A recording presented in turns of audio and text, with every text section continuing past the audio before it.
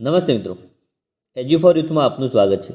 આજે આપણે fit India અંતર્ગત જે fit India school fitness week 2020ની ઉજવણી કરવાની છે, જેમાં તમે તમારી સ્કૂલનું રજિસ્ટ્રેશન કેવી રીતે કરશો, સ્કૂલનું રજિસ્ટ્રેશન કર્યા પછી આ જે ઇવેન્ટ છે એ ઇવેન્ટમાં તમે પાર્ટ કેવી રીતે લેશો, એ ઇવેન્ટમાં પાર્ટ લેવા માટે તમારે કઈ કઈ માહિતી અપલોડ કરવાની છે, અને જો તમે આ પહેલાં સ્કૂલનું રજિસ્ટ્રેશન ફિટ ઇન્ડિયા અંતર્ગત કરેલું હોય અને તમે તમારો પાસવર્ડ ભૂલી ગયા હોય તો એ તમે પાછો કેવી રીતે મેળવશો, એ વિશેની સંપૂર્ણ ચર્ચા આપણે આજે આ વિડીયોમાં કરવાના છે।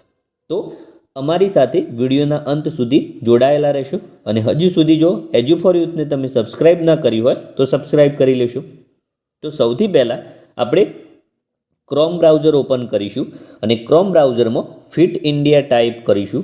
ફિટ ઇન્ડિયા ટાઈપ કર્યા પછી સૌથી પહેલો આપણને ઓપ્શન દેખાય છે ફિટ ઇન્ડિયા, એના પર આપણે ક્લિક કરીશું એટલે ફિટ ઇન્ડિયાની વેબસાઇટ આ પ્રમાણે ઓપન થશે। આ વેબસાઇટમાં તમે અહીંયા જે આપણને મેનુનો ઓપ્શન આપેલો છે એના પર આપણે ક્લિક કરીશું એટલે આ પ્રમાણે મેનુ ખુલશે। ફિટ ઇન્ડિયા સ્કૂલ વીક 2020 તમને જે અહીંયા દેખાય છે એના પર આપણે ક્લિક કરીશું। એના પર ક્લિક કરીશું એટલે અહીંયા આપણને રજિસ્ટ્રેશન એઝ અન ઓર્ગેનાઇઝર આપણને દેખાય છે। તો આ રજિસ્ટર એઝ અન ઓર્ગેનાઇઝર પર ક્લિક કરી આપણે આપણી શાળાનું રજિસ્ટ્રેશન કરવાનું છે। તો એના પર આપણે ક્લિક કરીશું એટલે અહીંયા આપણને રજિસ્ટ્રેશનનો ઓપ્શન દેખાશે રજિસ્ટરનું। જો તમે આ પહેલાં અગાઉથી જ રજિસ્ટ્રેશન કરેલું હોય તો અહીંયા ઉપર આપણને આ લોગિનનો ઓપ્શન દેખાય છે, લોગિન પર ક્લિક કરી તમે તમારી શાળાનું ઈમેલ આઈડી અને પાસવર્ડથી લોગિન કરી શકશો। તો રજિસ્ટર માટે તમે શું કરશો, તો સૌથી પહેલાં અધર ઓપ્શન આપણને દેખાય છે, તો એ અધર ઓપ્શન પર આપણે ક્લિક કરીશું। ત્યાર પછી અહીંયા જે નીચેનો ઓપ્શન દેખાય છે ત્યાં તમારે સ્કૂલ ઓપ્શન ઉપર ક્લિક કરવાનું છે। આજે આપણને સ્કૂલ ઓપ્શન દેખાય છે એના પર। ત્યાર પછી તમે તમારી શાળાનું નામ લખશો। ત્યાર પછી અહીંયા શાળાનું નામ આપણે લખવાનું છે।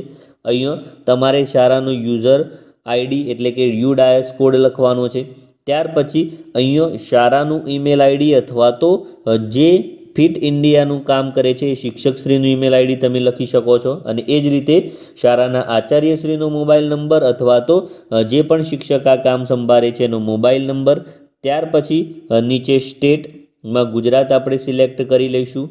ત્યાર પછી બીજા નંબરમાં ડિસ્ટ્રિક્ટ છે એમાં તમારો જે પણ જિલ્લો હોય એ તમે સિલેક્ટ કરી લેશો, અને ત્યાર પછી નીચે બ્લોક એટલે કે તમારે તાલુકો સિલેક્ટ કરવાનો છે, અને ત્યાર પછી નીચેના ભાગમાં અહીંયા આપણી જે સિટી પણ હોય તમારી એટલે કે જે તમારું ગામ અથવા તો સિટી છે એ, અને અહીંયા જે ખાસ દેખાય છે આ વસ્તુ આપણે ધ્યાન રાખીશું કે અહીંયા તમને જે પાસવર્ડ અને કન્ફર્મ પાસવર્ડ દેખાય છે ત્યાં તમારે પોતાનો નવો પાસવર્ડ બનાવવાનો છે। એટલે તમે જે પાસવર્ડ બનાવવા માગતા હોય એ એમાં લખશો, અને છેલ્લે અહીંયા જે આપણને આ કેપ્ચા કોડ આપેલો છે એ અહીંયા આપણે લખી અને છેલ્લે નીચે તમારે સાઇન અપ ઉપર ક્લિક કરવાનું છે। આ જે સાઇન અપ ઉપર આપણે ક્લિક કરીશું એટલે આપણી જે સ્કૂલ છે એ સ્કૂલનું લોગિન થઈ જશે એટલે કે રજિસ્ટ્રેશન થઈ જશે। હવે જો તમે ઓલરેડી રજિસ્ટ્રેશન કરેલું હશે તો લોગિન પર આપણે ક્લિક કરીશું, અને લોગિન પર ક્લિક કર્યા પછી તમારી શાળાનું જે ઈમેલ આઈડી છે એ ઈમેલ આઈડી અહીંયા આપણે એડ કરીશું, અને ત્યાર પછી અહીંયા તમારે પાસવર્ડ લખી અને કેપ્ચા કોડ લખી અને લોગિન પર ક્લિક કરવાનું છે। હવે મિત્રો આપણે ધ્યાન રાખીશું કે જો તમે તમારી શાળાનો ઓલરેડી રજિસ્ટ્રેશન કરી દીધું છે અને જો પાસવર્ડ ભૂલી ગયા છો તો નીચે તમને એક ઓપ્શન આપેલો છે લોસ્ટ યોર પાસવર્ડ। હવે આ લોસ્ટ યોર પાસવર્ડ ઉપર તમે ક્લિક કરશો, આ પ્રમાણેની સ્ક્રીન તમને એક દેખાશે, જેમાં અહીંયા તમારે તમારી શાળાનું જે પણ ઈમેલ એડ્રેસ અથવા તો જે તમે ઈમેલ એડ્રેસ લખ્યું હશે એ, અને ત્યાર પછી આ કેપ્ચા કોડ લખશો અને ગેટ ન્યૂ પાસવર્ડ પર ક્લિક કરશો એટલે તમારા ઈમેલ ઉપર એક લિંક જશે. એ લિંક પર તમે ક્લિક કરશો એટલે ત્યાં તમને એક નવો પાસવર્ડ બનાવવા માટેનું ઓપ્શન દેખાશે. ત્યાં નવો પાસવર્ડ બનાવી અને તમે જ્યારે પણ રજિસ્ટ્રેશન કરી દેશો એટલે એ તમારો નવો પાસવર્ડ બની જશે. તો આ પ્રમાણે તમે તમારો નવો પાસવર્ડ બનાવી શકશો અથવા તો મેળવી શકશો. હવે આપણે એ વાત કરીએ કે આપણે જ્યારે શાળાનું લોગિન કરી દઈએ છીએ તો લોગિન કર્યા પછી શું કરવાનું છે. તમે તમારી શાળાનું જ્યારે પણ લોગિન કરી દેશો એટલે આ પ્રમાણેનું એક પેજ ખુલશે. હવે અહીંયા તમે સૌથી પહેલાં અહીંયા જોઈ રહ્યા છો એ પ્રમાણે કે ભાઈ ફિટ ઇન્ડિયા સ્કૂલ સર્ટિફિકેશન, તો એના વિશેની ડિટેલ તમે અહીંયા નીચેના ભાગમાં ભરી શકો છો. અહીંયા જે આ નીચેના ભાગમાં આપણને ઓપ્શન દેખાય છે એમાં પણ આપણે જ્યારે અહીંયા સ્કૂલ ફિટનેસ વીકની વાત કરીએ છીએ, સ્કૂલ ફિટનેસ વીક 2020માં ભાગ લેવાની વાત કરીએ છીએ ત્યારે તમારે તમારી માહિતી ક્યાં અપલોડ કરવાની છે. તો અહીંયા તમને આ જે ઓર્ગેનાઇઝ અન ઇવેન્ટ લખેલું છે એના પર આપણે ક્લિક કરીશું. તો એના પર ક્લિક કરવાથી આ પ્રમાણે એક સ્ક્રીન ખુલશે જેમાં તમારે સૌથી પહેલાં ઇવેન્ટ કેટેગરી પર ક્લિક કરીશું એટલે કે ફિટ ઇન્ડિયા સ્કૂલ વીક 2020. હવે અહીંયા તમે જોઈ રહ્યા છો એ પ્રમાણે કે તમે જે પણ ઇવેન્ટનું આયોજન કર્યું છે જેનો પરિપત્ર તમારે જોઈતો હોય તો તમને ડિસ્ક્રિપ્શનમાંથી એની લિંક મળી જશે. ત્યાંથી તમે એ પરિપત્ર ડાઉનલોડ કરી શકશો અને પરિપત્રમાં આપણને અઠવાડિયામાં તમારે કઈ કઈ પ્રવૃત્તિઓ કરવાની છે એના વિશેની સ્પષ્ટ માહિતી આપેલી છે. આ પરિપત્રમાં આપણને school fit India school week ઉજવણી 2020 માટેની જે પ્રવૃત્તિઓ છે એ પ્રવૃત્તિઓની માહિતી તમને અહીંયા આપેલી છે. તો એ પ્રમાણે આમાંથી કોઈ પણ પ્રવૃત્તિઓ તમારે અઠવાડિયા દરમિયાન કરવાની છે અને ત્યાર પછી એની માહિતી અથવા તો એના 2 ફોટા, એક નાનકડો વિડીયો.